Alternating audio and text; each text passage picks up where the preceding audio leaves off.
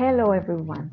Whether you are a beginner or looking to improve your skills, these tips will help you on your language learning journey.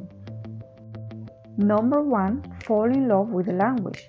When you fall in love with the Spanish language, you will be more motivated to practice, explore, and enjoy the learning process. Number 2. Record yourself. Record yourself while reading a book or singing a Spanish song. Listen to your recordings help you notice pronunciation mistakes and areas where you can improve. Number 3. Try to learn a Spanish song. Listen to Spanish song and write down the words you didn't know, then memorize those words. This will help you to get new vocabulary. Number 4. Set your phone to Spanish. It's another way to learn new vocabulary that you wouldn't have otherwise. Number 5. Watch everything you can in Spanish.